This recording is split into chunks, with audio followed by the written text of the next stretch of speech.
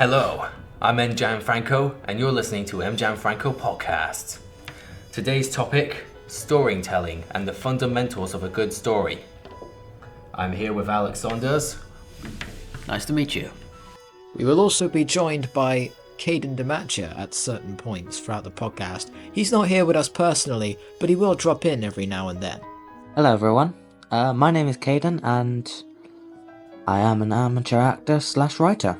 We'll start with talking about characters and character archetypes and why it's important to have your character archetype fit their personal journey throughout the story.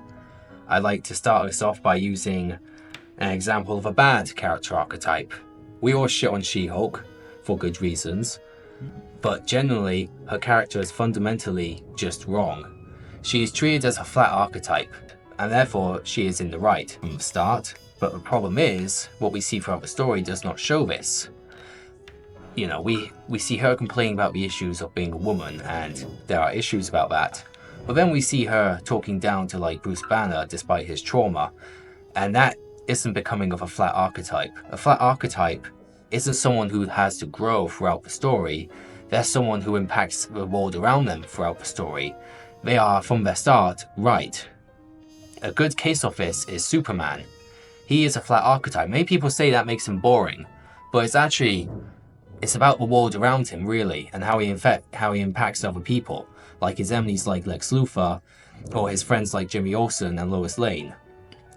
Superman is a good example of a flat archetype, because he doesn't start off, with him, he doesn't start off having to learn certain things that is about principles or morality. He's right, he treats everyone as equal, and he believes in truth and justice. She-Hulk, on the other hand, is just a void of self-pity, and ultimately that's just kind of made her entitled when you put that in the fact that she is trying to be treated as a flat archetype. She believes she's constantly right, despite the fact that she's most of the time wrong, and that is why her character fundamentally just doesn't work. She's treated as a flat archetype, but in reality, for her to be a good character, she has to have a progressive character arc to learn that she isn't always right and that everyone has challenges. What would you have to say on this, Alex? Well, I'd like to start with a question, and that's flat archetypes. Can you have a flat archetype who is in the wrong? Who is fundamentally evil? Well, the whole point of a flat archetype is that they start off knowing what they need to know, and it's the fact that it's they change the things around them. You look at another character besides Superman, like Goku, and he basically remains the same. You look at in OG Dragon Ball, yeah, he's a dumbass because he's a hick, but he goes through and he meets characters like Yamcha and Tien, who are both former criminals, and it's him fighting them and him putting on his showing them his principles that taught him to be better. That's another case of a good flat archetype. Goku doesn't change mentally. He does have minor sort of character development, but ultimately he is still a flat archetype, and he believes in truth and justice from the start, and it's how he impacts the world around him. So, I've written a fantasy book. I'm nearly done with it. I'm in the final editing stage of it. I'll probably be done around January, and after that I'll be looking for agents, publishers, all that sort of stuff. So I'm here to talk about basically how to make a book, how to write the story, build the world, write the characters, all that sort of stuff. So I think first place to start, I've got to be boring here, research. Got to do your research. You don't want to go into it not knowing what you're doing, because it will show and it's very hard to get out of. But after you've done your research, I think the biggest piece of advice I can give you, I basically took it myself. Use what you know. So to give a bit of context, I started writing in January 2022. Yeah, 2022. I was 14. I got the idea just after I watched Dune in the cinemas, Dune Part 1. And it made me think, wow, that film was based off a book. Maybe I can get some kind of story across. I've always been, I'd say, a very creative person. So, a book might be a good idea to get a story across. Get my name out there. And since I like Dune so much, I went for the sort of fantasy, sci-fi kind of thing. It's inspiration. Take ideas from what the sort of things you like or watch or just anything really. Something you see can be inspiration. Don't take, just take. Use the idea, twist it in a way that it's unique, that you're using it like no one else is. You see, with a flat archetype, they are typically a one-dimensional character, and a lot of people take that for them being boring, but it's really less about them going through more things, but more about them impacting things around them. Hence why Superman's always got a big thing around giving people hope, but at the same time, you look at his villains like Lex Luthor. You could argue Lex Luthor is more complicated than Superman, but he's only like that because of Superman. Superman is seen as one-dimensional, but with Lex Luthor, he's seen as prideful and arrogant. Lex Luthor hates Superman because he is literally Superman, because he is the best of us. And Lex Luthor can't stand that because he believes we are all just fundamentally kind of evil. You could also argue that flat archetype characters are meant to benefit all the characters around them because with flat archetypes, you put them around other characters that do go through their own set of development or are different in the, characters apart from Superman aren't on Superman's level because Superman is Superman.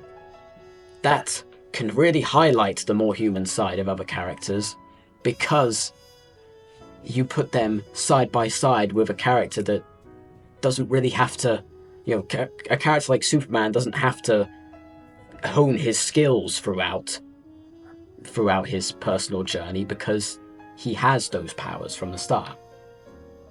And you can see this with other characters like Batman. With Superman and Batman, it's a pretty stereotypical Boy Scout and bad boy duo.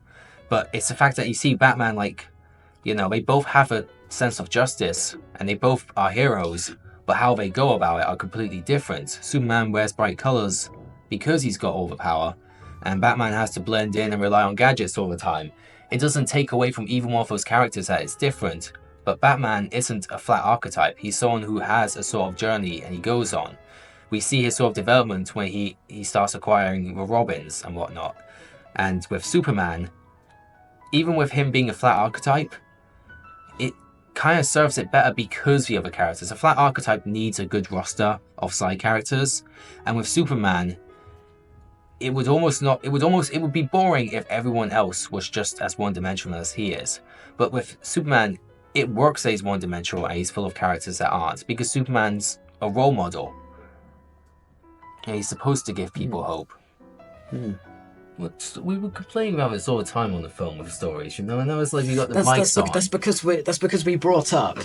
That's because we'd also bring up the Misanthropia verse, and that's what made it have more of a personal thing to it. Because on one hand, you're the one who's written both flat archetypes and, whatever the other one is. Round characters? Round characters. And yeah, so you kind of know what you're talking about. And because I, alongside you, have acted out these characters, but also just seen them be written and come alive in real time, it makes it easier.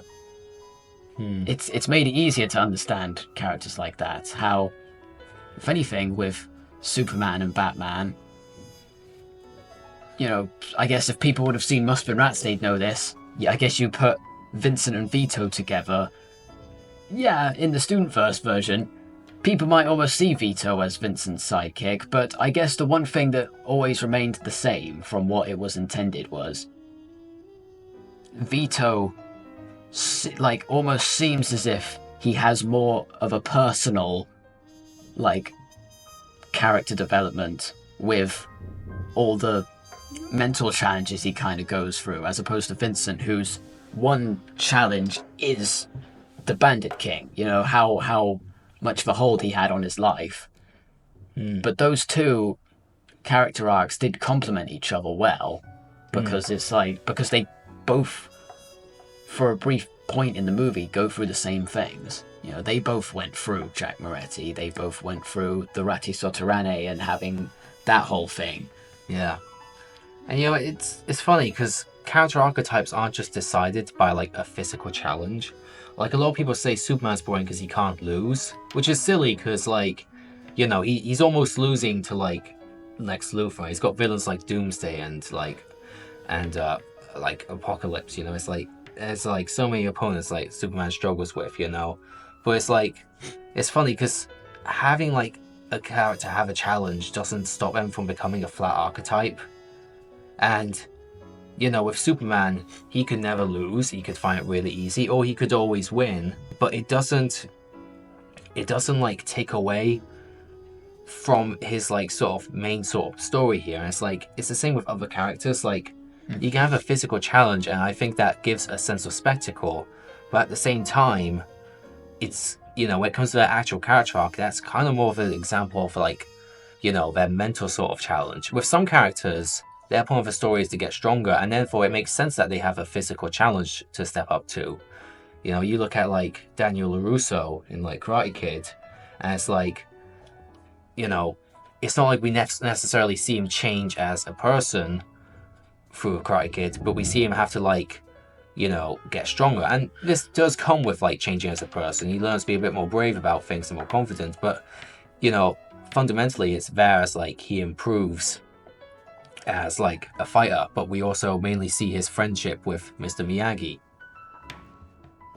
I use the idea of fantasy as my basis, and I don't really want to go too into detail with this one, but as a kid I liked making little stories. I always knew I was going to be an actor, so I kind of wrote like ideas for scripts or series or whatever. I was also very into gaming, so it normally involved gaming characters. I won't go into detail with them, but it basically, the main plot of something, one of them is a group of these characters. They were trained by a villain from a game I like, and well, they're kind of like, they are kind of the underdogs. They're kind of gaming characters that have a lot of potential but weren't really used much. So I thought, give him another chance. I didn't really go with that storyline, but the part about the group coming together, that I decided, even as a 14-year-old, that could be a good like start to something. And so I started to come up with the plot to go around it, to go around this synopsis. And then it popped into my head. I like the elements. So like earth, fire, wind, water, ice, all that sort of stuff. And so I thought, maybe these characters could represent them somehow. I mean, it's fantasy, so they could literally have the powers to do it. The ideas kind of fell into place. I liked animals as well, and since I could use that in a fantasy setting, I decided to look at animals that could also represent these elements. So the main character, his name is Sol, which is Spanish for sun. He is, I mean, the name of this group is the Forces of Nature, which is the name of the book. And so he is the force of light, sun. And, well, it was a little tricky finding something that represented light, so I just went with an animal you'd normally find in, like, bright countries, and I settled on a fennec fox. He's a fennec fox. And another one I've got is Luna, Spanish for moon, and she is the force of darkness. She's a wolf. They howl at the moon. That one makes more sense. But I apply that kind of logic to all 10 of the forces. Yeah, it's especially since with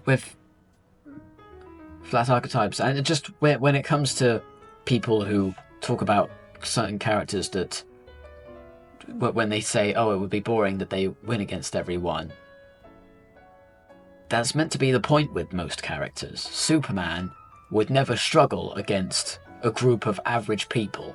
He never would, because realistically, he shouldn't.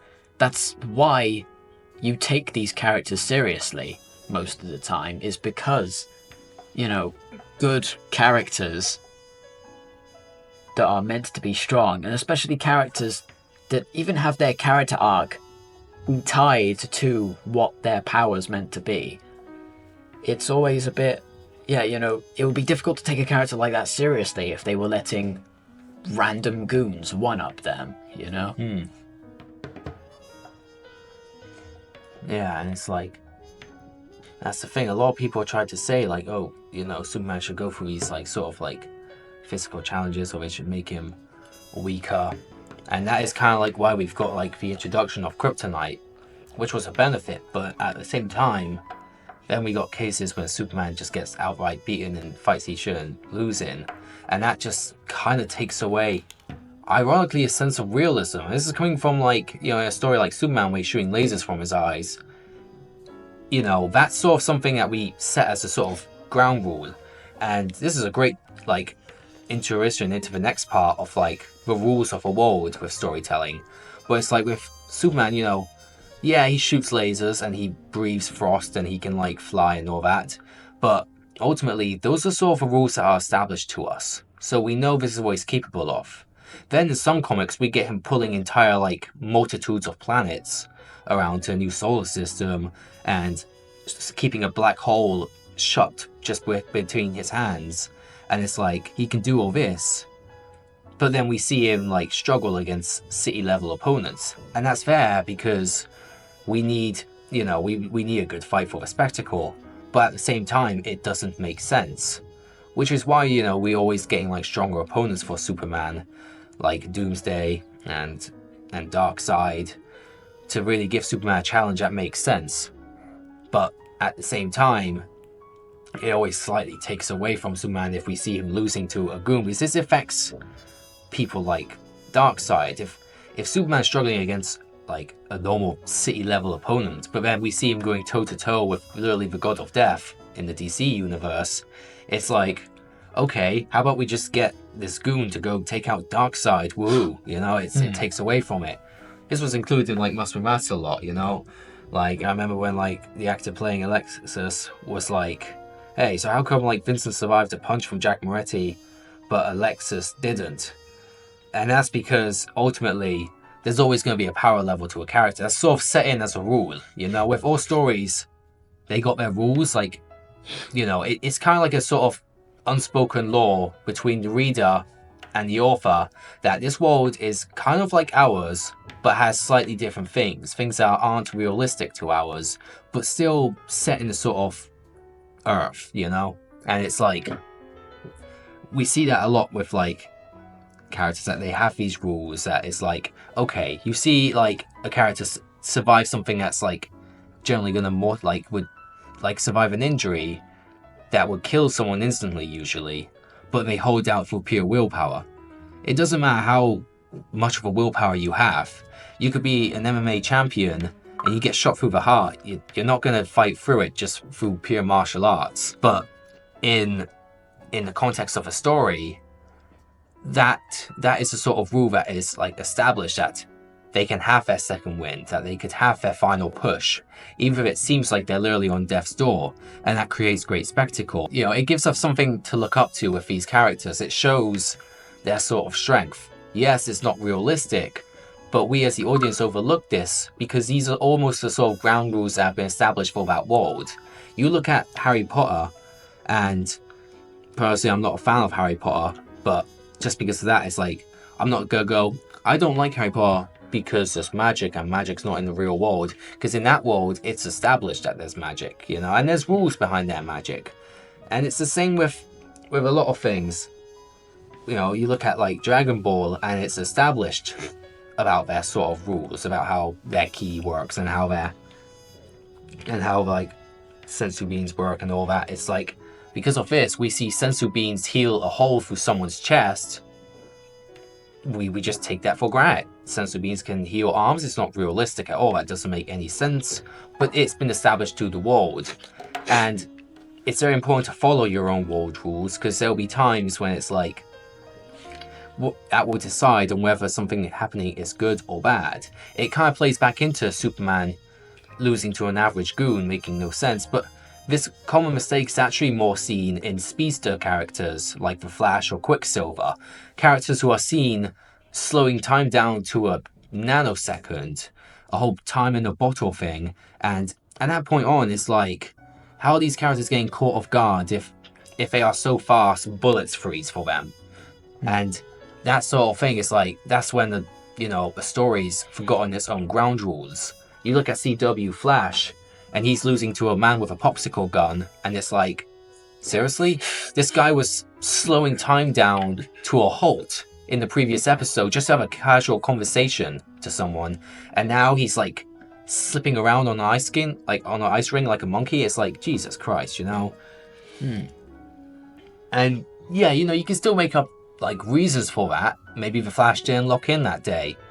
Maybe it was just a bad day for him. But it's like, ultimately, without these reasons, it just becomes a flawed story, essentially, because the characters are not following their own rules. They're not following their power level. They're not following just the world in general. What I've also found is that this might also just be because of my own viewpoint on movies in general, but I recently saw, it was one of the first movies I'd watched in its entirety in one sitting because of how enjoyable I found it. But I did recently see Sin City, and what I found in that movie was that the people in that movie can survive things that the average human being really can't. Whether it be an explosion, whether it be getting run over multiple times by a car, or even just literally taking a bullet to the head and then waking up a few hours later, But funny thing is, it happens enough times, and it's almost added to the spectacle of the movie enough times that towards the end, you don't really question it anymore, because it's like, okay, it's clear now, really, that the Sin City residents have something over they clearly have something over the average human being. And it can't be plot armor, because they're not the only people that those rules seem to apply to. Even some of the average people in that movie, you see, take wounds that would kill the average person, or at least put them in hospital for months. But because you see it happen enough times, it's like, okay, it's getting believable in this world. And it doesn't really sacrifice what I found is that it never sacrificed the tension of a scene, because just because they survive wounds that would kill the average person doesn't mean they necessarily shrug them off, which keeps that tension of whatever, like, you see them take a wound, you still worry if that could be their last. If taking that bullet could be the thing that kills them. If what just happened to them could be the thing that just stops them from moving forever, and they can't keep going anymore. The start was basically how they came to be. How they became the forces of nature. I wanted to do that. And there was a show that I really liked. I won't name it. But the first 2 episodes, I really liked the storyline of it. It was kind of an origin story for the main character as well. And I decided, this is something I could use as well. It basically follows the forces getting kidnapped by these incredibly powerful beings. That's not in the show. What I did was took my own advice, took that, and made something unique around it. It's basically a school, a training ground for power, giving them this power, and in the end, that's how they became forces of nature. And so I needed another storyline for the rest of the book. So I decided, quite like the show, they escaped, and in a few years they had to get back together, because you know why? It's the end of the universe. It has always been a bit of a dark fascination of mine. What happens at the end? Like, will the universe just cease to exist? Sorry, I'm not trying to give you an existential crisis or anything, but it's like, I decided to use one of these ideas for this world, this universe, which I called the Great Implosion. And I decided that was the purpose for the forces, to reverse the Great Implosion, to give the universe its rebirth. And yeah, the plot just kept going from there. They needed to get back together, and the only people who were going to do that were the people that kidnapped them, who are not as bad as they seemed. So that's practically how you create the base of what you're making. Just think of what you like, think of what you think you could use, and build around it. The characters, like I said, do your research on it, find a theme for them, like a characteristic, even. For world building, you don't have to do this. I took the idea quite literally. It's a space adventure, there's a lot of worlds there. You got the world with where the forces were kidnapped. You got their own home worlds, which are not visited because the mentors, the people who kidnap them, destroy them.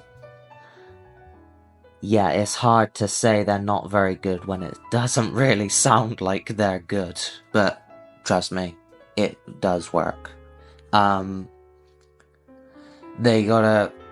They found their new homes. Those are a bunch of different planets. They visit other planets. There's a revamped Earth at the end, restyled, so it's not quite like it is now, but it's a bit different. Different events happen to shape it into what it is. All that kind of stuff. Like, you can find your own way to do this. It will come naturally. You don't have to do what I've done. I've just done it because it felt right for me. So yeah, that's basically it. What you gotta do is, well, research, but you need to believe in yourself. If you want to do it, you gotta believe, alright? Now, going back to Harry Potter. Again, I don't like Harry Potter. And I never really understood why it got so popular. Well, I guess I can see why people like it, but it's like, it's not my thing.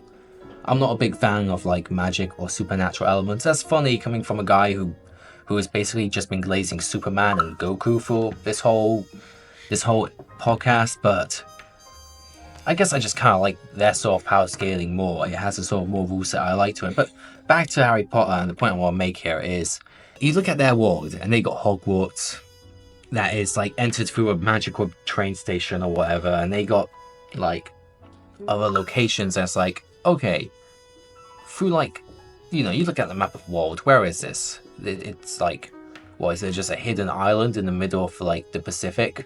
Like, where are they building this stuff? But, you know, you don't ask too many questions about it because this is something that's established into their world, and it's kind of like what I was saying about how each sort of character and what these characters go through kind of has rules to it. But this is why like world building is important when it comes to a creative side, and why adding in even the small details that may not necessarily help the plot still help give the story its own feel to it, really help the audience understand the world they're in, and it helps with the story at large. You look at Sin City, for example, and there is a lot of, well, crime there is to be expected. It's called Sin City, you know, and it's like, you know, a lot of that goes well with the storytelling because it's like, it further gives you an idea of a sort of gritty city this is, and it's these sort of like details that play into it. You look at like Middle Earth and Lord of the Rings, and it's like we see a lot of like smaller details that are not really seen in the movies but are known in the books. But then we also look at other things that aren't even really in the books but more still in the lore. You know, it's like we don't actually, in the original Lord of the Rings movie, not to what I remember, we don't actually see a single woman dwarf, but we've been getting woman dwarves in like the not Rings of Power. What's the new Amazon Ring of Power show called? I don't watch that, man. I won't recommend it. But it's like, you know, they got female dwarfs in there. But even though it's not in the original Lord of the Rings trilogy, it is in fact in the Tolkien lore. Tolkien wrote Lord of the Rings, right? I'm not sounding like an idiot. Again, I wouldn't know.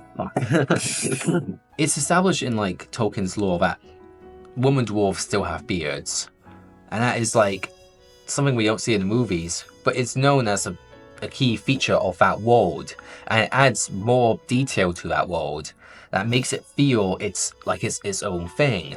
Like it's not just the characters and the story, but an entire revolving world, you know, one that's actually like existed long before the characters and will continue to exist after the characters. Even if the character stories ended tragically, the world still goes on. I started this when I was 14. You know, if I can... It takes time. You know, don't come out of the gate thinking you're gonna create the best thing ever on your first try. I did that. It was a bit of a mistake. I finished within 7 months. I finished my first draft within 7 months, thinking that was what I was gonna put into the world. I actually did get someone say... I did get an author say yes, but they were a bit shady, so I said no. But, yeah, don't do that. If you think that your first draft is good enough, you're probably wrong. You gotta just keep going at it until it's perfection. So, yeah, that's truly it, yeah. Believe you can do it, because if I can, a lot of other people can. I have no experience, I was 14, but over time, I got better. It evolved. So, do all that, and most importantly, use what you know. I guess it's like with world building. Although it might not necessarily be needed for a good story, it's still something that really can help to benefit a story by visually showing the audience the predicament a character is in, by showing where they've grew up or the other countries around them, by showing how even if it's like with Star Wars with like an entire universe, and the same with Star Trek, you know, the amount of like planets they explore with their own sort of thing going on. And world building, it can be a crucial for certain characters. You look at Indiana Jones and the explorer archetype, and they're carried by the world building. We won't be as interested if they didn't have like tribes led by men who literally rip your heart out. You know, it's like it's these sort of details that really make the world of Indiana Jones feel like a lot more interesting. It's the same with Tomb Raider as well, with Lara Croft.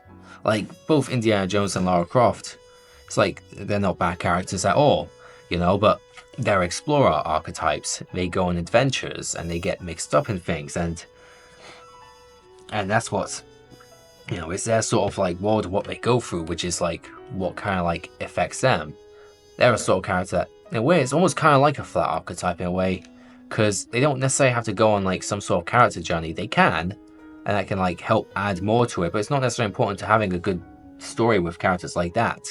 We see Indiana Jones or Lara Croft raid tombs and dodge traps, and that's what's fun about the story. They come across different puzzles that they have to solve, and that's what keeps us entertained. Now, I guess really it's the entertainment that's the most important part about the story, and you know, to have a good entertaining story, it has to make sense. It has to follow these archetypes. It has to follow these rules. Because without it, it just becomes silly. I have also found with world building though, that sometimes it's not like world building doesn't always it also just never not in everything needs to be so complicated. There are some great films out there where the world building was very brief, simply just to, like you said earlier, establish to you like the predicament the characters are in. Like, for example, another movie I watched recently, The Warriors. Oh yeah. The world building of that. And we see all the different turfs and all the different gangs with their own sort of colours to them. We got like the poor gang, but they're like built up with a lot of members. And they're very much like the jobbers in the sense that they're easy to just batter through, but there's a lot of them. And then we look at, I can't remember the name of the main villain gang, but how sadistic they are. And how they're the ones responsible for framing the warriors, but also causing the mass amount of chaos that sent all the other gangs into a frenzy. And we see them completely shift responsibility to someone else, to the warriors, and how the warriors have to run back to their turf. But even once they're on their turf, which is when, for the whole movie, it's almost set up as if that's their safe haven. When they're there, they won't have to worry, they can just stay low. But then when they're on their turf, that's when the final villain still comes there. And it shows sort of like, through the wall building, we understand how much more evil they are for like intruding on their turf. Because we see how sadistic they are to just not give up with that, because that's literally something that throughout the whole movie was made out to be as if that's where they need to be safe. And that sort of impact of them like turning up and then them having to like sell this on the beach, that only has as much impact because it's like, that was their home and now their home has just been invaded down to something that wasn't even their fault. But it also just gives it more of a heartwarming ending that, in the end, when it did just get settled, that's how it was. It's like, despite there was so much world building, yet not a lot needed to be said about it. It was a lot of show and not tell. But even the tell, they didn't spend too long on it. Because when they won, there wasn't like a, now we need to spend ages like smoothing things over with the other gangs. It was like they escaped. They went back to it just went back to how it was beforehand. Yeah. Even said with like the announcer at the end, how it is. Sorry about that. And they just walked off into the sunset. Yeah. A classic. It's just classic ending for those kinds of movies, isn't it? Yeah. Well, I think that's all we have time for. This has been M Gianfranco with Alex Saunders, and you have been listening to M Gianfranco Podcast.